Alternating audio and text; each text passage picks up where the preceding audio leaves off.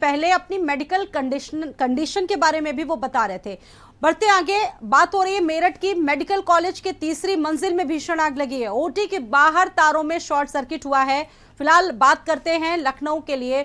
7वें चरण की 13 सीटों पर 1 जून को मतदान होना है। पूर्वांचल की 4 लोकसभा सीटों पर इस वक्त देश भर की निगाह टिकी हुई है।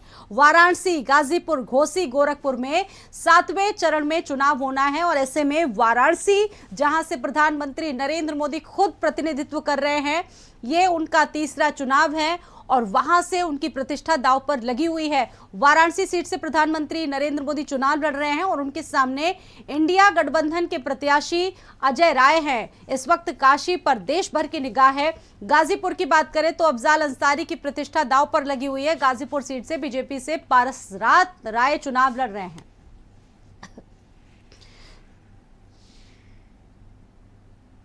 और गाजीपुर में अफजाल अंसारी और पारसनाथ राय में दिलचस्प मुकाबला देखने को मिल रहा है। घोसी में सपा प्रत्याशी राजीव राय की प्रतिष्ठा दांव पर लगी हुई है।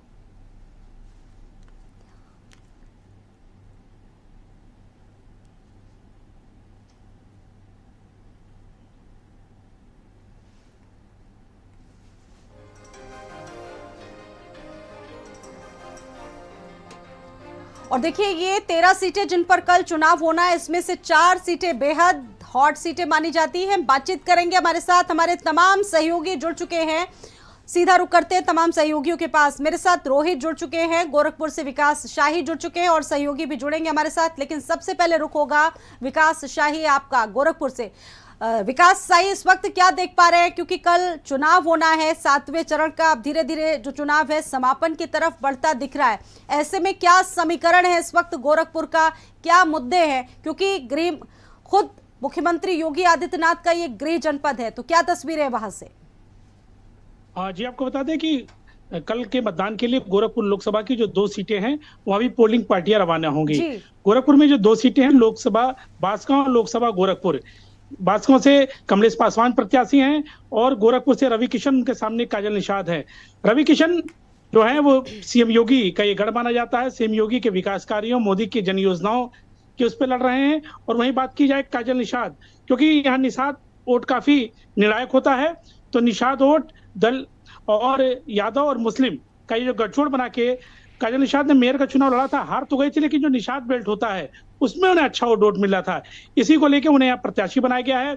अगर निषाद योगी के विकास कार्यों को छोड़ के जाति या उस पर वोट देते हैं तो लड़ाई काफी कांटे की होगी, वरना ये हार के जो अंतर है उसको कम करने का चुनाव होगा। लेकिन बांसगांव लोकसभा जो दूसरी सीट गोरखपुर की है, वहां पे लड़ाई काफी फंस चुकी है। वहां पे सदर प्रसाद, जो कि सपा के कांग्रेस के प्रत्याशी हैं गठबंधन से, उन्होंने जो है लड़ाई को काफी कांटे के रख दी है, क्योंकि 15 साल से लगातार कमलेश पासवान भाजपा के सांसद हैं, चौथी बार मैदान में हैं। लोगों की कुछ नाराजगी भी उनको लेके है। कई गांव में उनका यहाँ से लेके देवरिया, जो कि बरहत सीट पड़ती है, कुछ विरोध की वीडियोस भी आए थे, जिसको लेके वहां की लड़ाई तो काफी टफ है। लेकिन गोरखपुर शहर में अभिनेता अभिनेत्री में लड़ाई है। अगर निषाद वोट सीएम योगी के साथ ही रहता है, जैसे हमेशा रहता है, तो लड़ाई जीत हार के अंतर का कम होगा। अगर लेकिन वो गठबंधन के साथ जाता है तो शर्तिया लड़ाई कुछ दिखाई देगी। बिल्कुल, अगर 3 दशकों से बात की जाए विकास, तो यहाँ पर माना जाता है गोरक्षपीठ हावी रही है। और ऐसे में इस वक्त क्या समीकरण देख रहे हैं, क्या मानते हैं पॉलिटिकल जो एक्सपर्ट है, उनका क्या कहना है, क्योंकि बीजेपी यहाँ से हमेशा से सेफ रही है। मुख्यमंत्री योगी आदित्यनाथ खुद इस सीट को रिप्रेजेंट करते आए हैं। विकास, बिल्कुल सही आपने कहा कि लगातार 91 से 2018 तक सीएम योगी खुद यहाँ से सांसद रहे हैं। वही बात मैं कह रहा हूँ कि निषाद जो फैक्टर है, क्योंकि 2018 में जब सीएम ने कुर्सी छोड़ी थी तो समाजवादी पार्टी से प्रवीण निषाद यहाँ चुनाव लड़े थे और पहली बार भाजपा को बहुत ही बड़ा झटका लगा था चुनाव में। प्रवीण निषाद ने उन्हें हरा दिया था। निषाद वोटरों ने समाजवादी पार्टी के प्रत्याशी निषाद को वोट दिया था और भारतीय जनता पार्टी हार गई। उसी इतिहास को याद करते करते इंडिया गठबंधन ने फिर एक निषाद प्रत्याशी उतारा है और इस उम्मीद के साथ कि मुस्लिम, यादव और निषाद अगर मिल जाते हैं तो लड़ाई काफी रोचक हो जाती है। इसी के तहत इस बार उन्होंने काजल निषाद को टिकट दिया है। लेकिन ये सीएम का शहर है और सीएम की यहाँ पे हमेशा हावी रहता है, मठ का यहाँ प्रभाव रहता है। अब तो सूबे के मुख्यमंत्री इतने कार्य करा दिए हैं कि उन विकास कार्यों के दम पे लोग वोट मांग रहे हैं। जी बिल्कुल, और मेरे साथ मेरे सहयोगी रोहित भी जुड़ चुके हैं। वाराणसी से सीधा रुख करेंगे रोहित का। रोहित, प्रधानमंत्री नरेंद्र मोदी का संसदीय क्षेत्र है और तीसरी बार यहां से खुद चुनाव में उतर रहे हैं प्रधानमंत्री नरेंद्र मोदी। एक तरफ उनके की आध्यात्मिक साधना चल रही है। वाराणसी से इस वक्त जो लोकल मुद्दे हैं उन पर क्या है? हालांकि बीजेपी यहाँ से मजबूत मानी जाती है, खुद प्रधानमंत्री का ये क्षेत्र है, क्या देख पा रहे हैं रोहित आप? देखिए, अगर मुद्दों की बात करें तो भले जो विपक्ष के प्रत्याशी हैं अजय राय, सोनिया, प्रियंका गांधी आती हैं, डिम्पल यादव भी आती हैं, इसके बना राहुल गांधी, अखिलेश यादव, सब लोगों ने यहाँ पे जनसभाएं की और ऐसा कहा जैसे मानो कि बनारस में कुछ हुआ ही नहीं। बनारस को बहुत पीछे दिखलाया, बताया कि यहाँ पे सब कुछ फैब्रिकेटेड है, जो हुआ है वास्तविकता नहीं है। देखिए, विपक्ष तो हमेशा यही बात करेगा, लेकिन वास्तविक में यदि जनता की हम बात करें तो जनता को क्या चाहिए? बनारस की जनता से जब भी हम पूछते हैं क्या चाहिए तो कहती है हमें जो चाहिए उससे कहीं ज़्यादा तो मिलता जा रहा है। जितना हम मुंह खोलें उससे कहीं ज़्यादा हर अपने दौरों में लगभग 45 दौरे 3 कार्यकाल में नरेंद्र मोदी यहाँ पे कर चुके हैं प्रधानमंत्री रहते हुए, और बनारस की जनता ने जितना चाहा उससे कहीं बहुत ज़्यादा दिया। बोलते ना कि यहाँ पे झूम के बारिश होती है। बारिश मतलब जो तमाम योजनाएं हैं, योजनाओं की बारिश ज़बरदस्त होती हैं। एक सांसद होने के नाते अगर इतिहास को देखा जाए, डेटा के साथ देखा जाए, बजट होने के नाते दे तो एक सांसद अपने संसदीय क्षेत्र में कितना विकास कर सकता है, तो शायद नरेंद्र मोदी सर्वश्रेष्ठ होंगे या श्रेष्ठ ने बहुत ज़्यादा आगे होंगे। तो इतने कार्य यहाँ पे हुए हैं कि अब यहाँ पे कोई विकास का मुद्दा नहीं रह जाता है। बनारस की जनता की बात करें तो यहाँ की जनता का कहना कि देखिए, हम सांसद नहीं चुनते हैं, आसपास के लोग भले सांसद चुने, लेकिन हम प्रधानमंत्री चुन रहे हैं और हमारा लक्ष्य ये है इस बार का कि हम मार्जिन कितना बढ़ाएं, इतना मार्जिन बढ़ा दें कि इस बार का जो मतदान होगा, जो फाइनल रिजल्ट निकलेगा वो इतिहास में लिखा जाएगा। और इतिहास कुछ इस तरीके के लोग स्क्रिप्ट भी बताते हैं कि इतिहास कुछ ऐसा लिखा जाएगा कि देश में सर्वाधिक मार्जिन से जीतने वाला व्यक्ति, देश में सर्वाधिक 3 बार एक ही जगह का सांसद प्रधानमंत्री बने। तो ये सब बकायदे लोग हम बात करते हैं तो स्क्रिप्ट बताते हैं कि यानी कि रोहित, प्रधानमंत्री का काशी में काम बोल रहा है, तमाम काम हुए, चाहे काशी विश्वनाथ कॉरिडोर की बात हो, ये तमाम चीजें, और हवाओं में सिर्फ प्रधानमंत्री नरेंद्र मोदी का नाम गूंजायमान है। आपके पास मैं वापस लौटूंगी, आगे भी बातचीत होगी। हमारे साथ हमारे सहयोगी गाजीपुर से आशुतोष भी जुड़ चुके हैं और सीमाप ने भी कनेक्ट कर लिया है। गाजीपुर से रुक करते हैं हमारे सहयोगी आशुतोष का। आशुतोष, आपके पास क्या जानकारी है, क्योंकि आज तो पोलिंग पार्टियों की रवानगी भी होगी, फिलहाल क्या तस्वीर है, कल चुनाव होना है, क्या क्या स्थानीय मुद्दे हैं, वहां के लोगों का क्या सोचना है इन चुनावों के लिए? पार्टियां रवाना होने मतदान होना है। यहाँ पर मुख्य मुकाबला जो है इंडिया गठबंधन और एनडीए के बीच है। इंडिया गठबंधन से अफजाल अंसारी प्रत्याशी हैं और एनडीए से बीजेपी प्रत्याशी पारसनाथ राय मैदान में। पारसनाथ राय को मनोज सिन्हा का करीबी माना जाता है। मनोज सिन्हा 2014 में चुनाव जीते थे और 2014 से 2019 के बीच गाजीपुर में उन्होंने काम किया था। तमाम काम उसके हैं, तमाम उन्होंने रेलों का संचालन शुरू करवाया, रेल कम रोड ब्रिज बनवाया जो कि जवाहरलाल नेहरू के कार्यकाल से लंबित था। उस समय मांग उठाई थी यहाँ के तत्कालीन जो सांसद थे विश्वनाथ गमरी, उन्होंने इसकी मांग उठाई थी। वो मांग अब जाके पूरी हुई है, लेकिन 2019 में मनोज सिन्हा चुनाव हार गए थे, जिसकी वजह सपा और बसपा का गठबंधन था।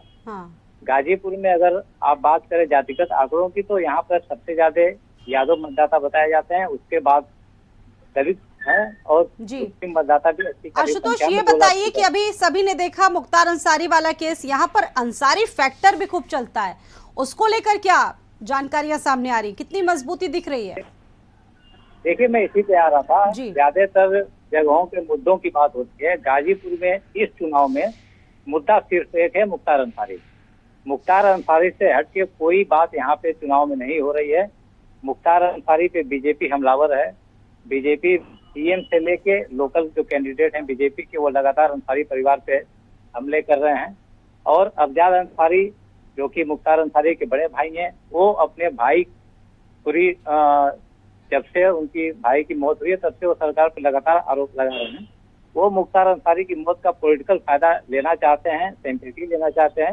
अपनी हर सभाओं में इस बात का जिक्र जरूर करते हैं कि मुख्तार अंसारी को सरकार ने जहर दे के मार दिया और सिंपैथी लेने की कोशिश करते हैं। लेकिन बीजेपी हमले लगातार कर रही है। सीएम योगी ने कहा कि ब्रिगेडियर उस्मान, जो कि जिनको मुख्तार अंसारी के परिवार के लोग या अफजाल अंसारी ये लोग अपने परिवार का बताते हैं, दूर दूर तक ब्रिगेडियर उस्मान के परिवार का मुख्तार अंसारी के परिवार से कोई संबंध नहीं है। सीएम योगी ने इस बात को खुद कहा। लोकल कैंडिडेट जो पारसनाथ राय हैं वो ये कहते हैं कि जिस मुख्तार अंसारी की मौत हुई, गाजीपुर के लोगों ने राहत की सांस ली। मुख्तार अंसारी मसीहा नहीं था, आतंकवादी था। बिल्कुल, बड़ा सवाल ये है कि इंडी गठबंधन के लिए सियासी लड़ाई कितनी आसान हो गई और ये जो अंसारी फैक्टर है कितना प्रभाव डालेगा इस चुनाव में। गाजीपुर से आशुतोष आपके पास मैं लौटूंगी, मेरे साथ मेरे सहयोगी सीमाप भी जुड़े हुए हैं, बातचीत करेंगे मऊ और घोसी दोनों सीटों के बारे में उनसे। सीमाप, आपके पास क्या जानकारी है? एक तरफ अरविंद राजभर को आप देख रहे हैं और दूसरी तरफ बीजेपी के जो कैंडिडेट है वहां पर समाजवादी पार्टी के वो चुनाव लड़ रहे हैं, तो किस तरह की लड़ाई है? हालांकि बार बार जो बयान है वो निकलकर सामने आते हैं दोनों ही प्रत्याशियों के। सीमाप,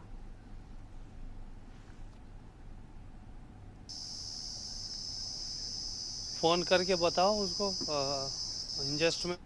चलिए, उन तक अभी आवाज नहीं पहुंच पा रही है, दोबारा रुक करते हैं, उनका कनेक्ट करने की कोशिश करते हैं। रोहित का ही एक बार रुक करेंगे। रोहित, ये 13 सीटें बेहद महत्वपूर्ण और इसमें सबसे ज्यादा बात हो रही क्योंकि देश की निगाहें हैं तमाम 4 सीटों पर, जिसमें वाराणसी, गोरखपुर, महाराजगंज और साथ ही साथ घोसी, जिसका जिक्र हम लोग लगातार बार बार कर रहे हैं। ये 4 सीटें किस तरीके से आप देख रहे हैं? क्योंकि एक तरफ कहा जाता है वाराणसी पूर्वांचल की सबसे एक मेन केंद्रीय सीट है और उसके बाद गोरखपुर से खुद मुख्यमंत्री योगी आदित्यनाथ आते हैं।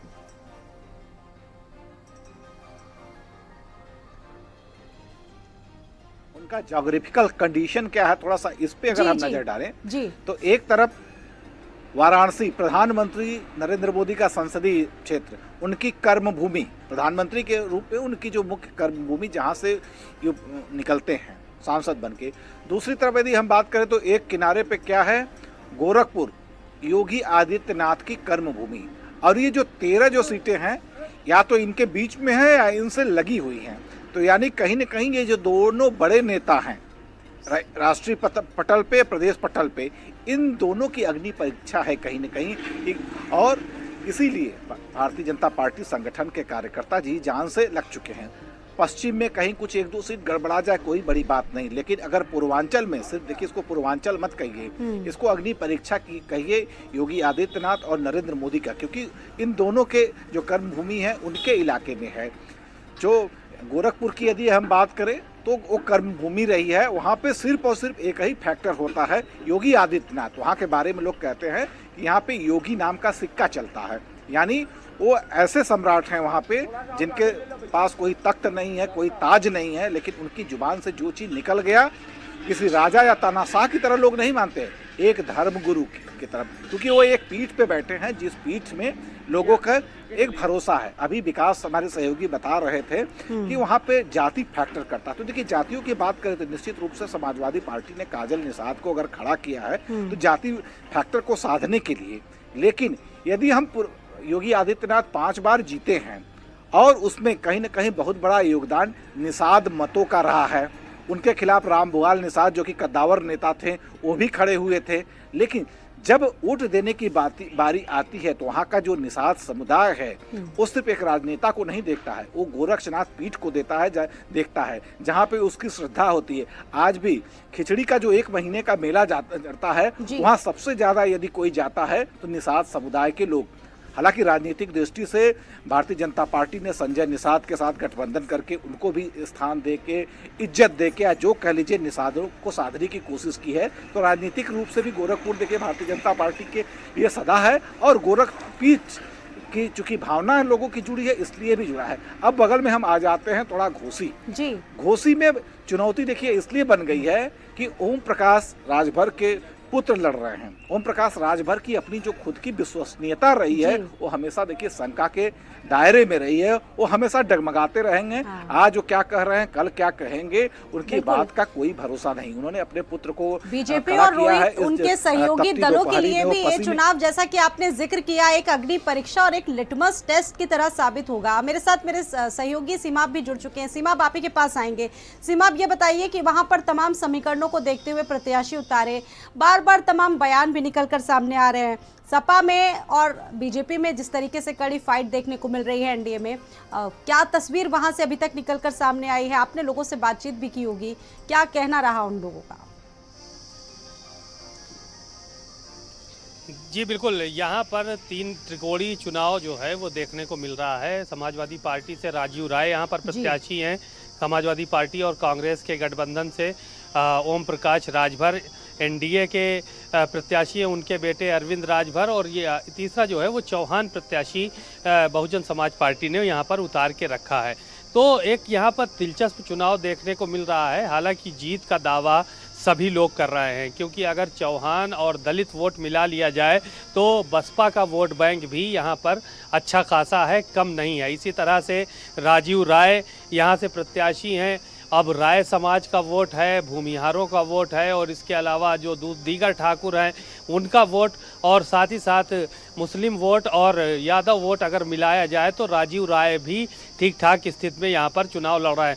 ओम प्रकाश राजभर का राजभर समाज है, और दीगर जो समाज और है उन्होंने बताया कि हमारे साथ सभी समाज के लोग हैं। आज ही ओम प्रकाश राजभर से बात हो रही थी, उन्होंने कहा कि कोई ऐसी बिरादरी नहीं है जिसका समर्थन हमको ना मिल रहा हो, चाहे वो नाई, गोंड, पाल, प्रजापति, बिंद, केवट, मल्लाह, कहार, कश्यप, इतनी जातियां एक साथ वो गिनाते हैं। मांझी, मझवार, तुरैया, बंजारा, बहलिया, आरा, कर्कवंशी, भर, राजभर, मुसहर, खंगार, जितनी भी जातियां हैं, कहा कि सबका समर्थन मिल रहा है। और साथ ही साथ शेख, सैयद, पठान, जुलाहा, दुनिया अंसारी, साईं, दर्जी, फकीर का भी समर्थन मिल रहा है। यानी कि वो पूरी तरह से जीत के प्रति मुतमईन है, और उनका यही कहना है कि इस बार हम लोग यहाँ से बड़ी जीत हासिल करने के लिए जा रहे हैं। तो एक समीकरण जो यहाँ पर बने हुए हैं वो त्रिकोणीय है। हालांकि 4 तारीख को जब फैसला होगा तो पता चलेगा जनता ने किसके पक्ष में वोट किया है, लेकिन चुनाव यहाँ का बेहद दिलचस्प है। अब ओम प्रकाश राजभर के हाथ में इस वक्त ताकत भी है, और वो उत्तर प्रदेश सरकार में कैबिनेट मंत्री हैं, अल्पसंख्यक कल्याण के मंत्री हैं, और इसके साथ पंचायती राज मंत्री हैं। तो ये आरोप राजीव राय ने लगाया उनके ऊपर कि यहाँ पर वो चुनाव डिस्टर्ब कर रहे हैं, वो प्रधानों को धमकाने का काम कर रहा है। ये बात शिवपाल यादव ने भी कही, और साथ ही साथ मदरसा के संचालकों को धमकाने का काम कर रहे हैं। इस तरह के आरोप प्रत्यारोप लगाए गए समाजवादी पार्टी की तरफ से ओम प्रकाश राजभर के ऊपर। ओम प्रकाश राजभर ने भी पलटवार किया कि शिवपाल यादव यहाँ पर आते हैं तो लोगों को धमकाने का काम करते हैं। तो इस तरह के सिनेरियो यहाँ पर देखने को मिला। आरोप प्रत्यारोप का खूब दौर चला, और कल जो है वो मतदान का दिन आ गया है। आज सभी प्रत्याशी इस तैयारी में लगे हुए हैं कि अपने अपने बस्ते कैसे पहुंचाया जाए, किस तरह से वोट उनका ज़्यादा निकले, इसकी तैयारी कैसे की जाए। तो इन सभी तैयारियों में वहां के प्रत्याशी अब घोसी के लगे हुए हैं, और इसी आधार पर आगे बढ़ रहे हैं। लेकिन यहाँ के जो बुनियादी मुद्दे थे, इस बार का जो मुद्दा था वो संविधान बहुत बहरहाल हावी रहा आपकी पूरे चुनाव में, कि संविधान को बचाना है। दरअसल जो इंडिया गठबंधन के नेता थे उन्होंने दलितों के, पिछड़ों के दिमाग में और गांव-गांव तक इस बात को पहुंचाने में कामयाबी हासिल कर ली कि अगर भारतीय जनता पार्टी की सरकार आती है तो इस बार संविधान खतरे में रहेगा, संविधान मिटा देंगे और दोबारा चुनाव नहीं होगा। तो हर आदमी गठबंधन ने, उनके नेताओं ने कोशिश की, और कहीं ना कहीं लोगों के मन में ये बात आई भी है, और ये पॉजिटिव तरीके से लोगों के मन में पहुंची। मनीष भी मेरे साथ देवरिया से जुड़ चुके हैं, सीधा रुख करेंगे मनीष का। मनीष, आपके पास क्या जानकारियां हैं देवरिया सीट से जुड़ी हुई, क्योंकि 3 प्रत्याशी हैं यहाँ पर। अखिलेश प्रताप सिंह कांग्रेस से हैं, और शशांक मणि त्रिपाठी बीजेपी से है, वहीं बसपा से संदेश यादव। किस तरीके से मुकाबला देख रहे हैं इन तीनों प्रत्याशियों से जुड़ा हुआ? देखिए, मैं बताऊं कि देवरिया लोकसभा सीट की बात मैं कर लूं तो यहाँ पे देवरिया से 3 दिग्गजों का चुनाव है। यहाँ पे देवरिया भाजपा से प्रत्याशी है शशांक मणि त्रिपाठी, तो वहीं से जो है कांग्रेस के जो इंडिया गठबंधन से हैं अखिलेश प्रताप सिंह जो राष्ट्रीय प्रवक्ता है कांग्रेस के। वहीं बात कर ले बसपा की, तो यहाँ से बसपा से संदेश यादव मिनिस्टर को बसपा ने चुनाव मैदान में उतारा है। सबसे दिलचस्प बात यह है कि देवरिया लोकसभा सीट पर जो शशांक मणि त्रिपाठी ये चुनाव मैदान में है, भाजपा से है। इनके पूर्व जो रमापति राम त्रिपाठी थे उनका टिकट काट करके इनको शशांक मणि त्रिपाठी को यहाँ से उम्मीदवार बनाया गया है। और रमापति राम त्रिपाठी से पहले यहाँ पे जो कलराज मिश्रा हुआ करते थे जो वहाँ पे सांसद से, तो कुल मिला के कहा जा सकता है कि 2 बार से लगातार बीजेपी के ही सांसद देवरिया में रहे, और तीसरी बार भी शशांक मणि को यहाँ पे बनाया गया है। वहीं जो देखा जाए इंडियन गठबंधन से, तो यहाँ पे जो है राष्ट्र सपा के जो यहाँ कांग्रेस के राष्ट्रीय जो है यहाँ पे प्रवक्ता है अखिलेश प्रताप सिंह, उनको मुद्दा बनाया गया है। सबसे बड़ी बात कर लो, चुनाव को मद्देनजर देखते हुए यहाँ पे कांटे की चक्कर है, और सबसे बड़ी बात यह है जो यहाँ का जो सबसे बड़ा चुनावी मुद्दा है, सबसे बड़ा चीनी मिल का मुद्दा है। यहाँ पे बेरोजगारी, चीनी मिल का मुद्दा, विकास का न होना यहाँ सबसे बड़ा मुद्दा करता है। यहाँ मैं आपको बता दूं कि जो इनके दोनों के बीच का एक मुकाबला चल रहा है वो कांटे का टक्कर का मुकाबला है। कहीं ना कहीं दोनों में जो है देखा जा रहा है कि कांटे का टक्कर है। वहीं बसपा की बात कर ले तो बसपा का जो है यहाँ पे कोई जनाधार दिखाई नहीं दे रहा है। बसपा का जो कैंडिडेट है वो डमी कैंडिडेट एक तरह से कहा जा सकता है। लेकिन कुल मिला के यहाँ पे बीजेपी और जो यहाँ पे जो सपा का जो गठबंधन से राष्ट्रीय कांग्रेस के प्रवक्ता है वो उनके बीच अच्छा, जो है बांसगांव विधानसभा की अगर हम काफी बात करें, जिसका जिक्र आप कर रहे हैं, सबसे बड़ा मुद्दा चीनी मिलों का है। बांसगांव को लेकर क्या स्थिति है? वहां पर बीजेपी की आप मजबूत स्थिति देख रहे हैं? देखिए, मैं बांसगांव की बात करूं तो देवरिया के 2 विधानसभा जो है इसमें बरहज और जो है रुद्रपुर आता है। तो बांसगांव की बात करें तो लगातार कमलेश पासवान वहां से जो है सांसद जरूर रहे हैं, लेकिन एक बार देखा जा रहा है कि काफी विरोध जरूर है। लेकिन लोगों के सामने सबसे बड़ी समस्या है कि आखिरकार चुनाव किसका करें। वहीं से सदर प्रसाद भी चुनाव जरूर लड़ रहे हैं सपा से, लेकिन जनाधार की बात करें तो वहां पे उनका भी जनाधार कांटे की टक्कर है। लेकिन कहीं ना कहीं विरोध के बाद भी जो वहां से कमलेश पासवान जो है अपनी सीट पर काफी मेहनत कर रहे हैं और जनता का मूड भी जो है अक्सर यही दिखाई दे रहा है कि हमें कमलेश पासवान को नहीं लेकिन योगी मोदी को देख करके मुझे मतदान करना है जी। तो इसको लेकर देखा जा सकता है कि जो है बीजेपी की तरफ लोगों का जो है काफी रुझान दिखाई दे रहा है। वही देवरिया की बात करें तो देवरिया की भी यही स्थिति है। जो देवरिया लोकसभा की बात कर ले तो देवरिया लोकसभा ब्राह्मण बाहुल्य क्षेत्र माना जाता है और ब्राह्मण बाहुल्य क्षेत्र होने के बाद भी लोग जो है सबसे ज्यादा मतदान करने के लिए जो है बीजेपी की तरफ है, लेकिन खुल के मतदाता अभी भी सामने नहीं आ रहे जी। बिल्कुल, तो देखिए मुद्दे हमारे सहयोगी बता रहे हैं वहाँ के अलग है, अलग है, और चीनी मिल का मुद्दा काफ़ी प्रभावी रहा है जो इससे पहले विपक्षी पार्टियां उठाती आई हैं। मेरे साथ हमारे 3 सहयोगी इस वक्त जुड़े हुए हैं जिनसे बातचीत चल रही है। सीमा भी मेरे साथ जुड़े हुए हैं, रोहित भी मेरे साथ जुड़े हुए हैं, कुछ और लोग भी जुड़ेंगे जिनसे हम आगे बातचीत करेंगे। फिलहाल एक बार रुक कर लेते हैं रोहित का। रोहित, भीषण गर्मी है, इससे पहले भी देखा गया जब जिस चरण में चुनाव हुए लोगों का इंटरेस्ट जरा कम था वोटिंग के प्रति, क्योंकि ये आखिरी चरण है, उम्मीद भी ज्यादा लोगों से बढ़ जाती है, पूर्वांचल का है और ये आगे की दिशा और दशा को पूरी तरह से निर्धारित करेगा ये चुनाव 7वें चरण का। लगातार बढ़ रहा है चिलचिलाती हुई गर्मी, तो निश्चित रूप से अभी बिजली, पानी, सड़क के अलावा जो सबसे बड़ा मुद्दा ये है कि मतदाता घरों से निकल सके। और यदि मतदाता घरों से नहीं निकलते हैं तो इसमें देखिए नुकसान सीधा सीधा भारतीय जनता पार्टी का होता है। क्योंकि गठबंधन की यदि हम बात करें, कैडर की बात करें, सपा का कैडर हो या बसपा का कैडर है, इनके जो मतदाता होते हैं वो सुबह सुबह निकल जाते हैं। उनका लक्ष्य होता है, उन्हें मौसम की मार उनको नहीं दिखती है। मौसम की मार सिर्फ दिखती है भारतीय जनता पार्टी के मतदाताओं को। वैसे भी वो छुट्टी मनाना चाहते हैं, ज़्यादा से ज़्यादा पुरुष निकल जाते हैं लेकिन महिलाएं नहीं निकलती। ऐसे में जो इनके पन्ना प्रमुख हैं और जो तमाम जो प्रमुख हैं, बूथ के जो प्रमुख हैं, भारतीय जनता पार्टी ने एक हायरार्की खड़ा कर रखी है, नीचे से ऊपर तक सबकी जिम्मेवारियां बांटी। ठीक है रोहित, और आप सभी का बहुत बहुत धन्यवाद। रोहित, सीमा और आप तीनों सहयोगियों का बहुत बहुत धन्यवाद जानकारी देने के लिए। तो देखिए बातचीत हो रही है उत्तर प्रदेश के 7वें चरण को लेकर, जहां पर कल चुनाव होना है गाजीपुर सीट से, जहां अफजाल अंसारी की प्रतिष्ठा दांव पर है। तो वहीं बीजेपी से पारसनाथ राय चुनाव लड़ रहे हैं। अफजाल अंसारी और पारसनाथ में जो मुकाबला है दिलचस्प दिख रहा है। पूर्वांचल की 4 लोकसभा सीटों पर इस वक्त देश की नजरें हैं, जहां एक तरफ प्रधानमंत्री के वाराणसी में भी चुनाव है कल। प्रधानमंत्री नरेंद्र मोदी की प्रतिष्ठा यहां पर दांव पर लगी।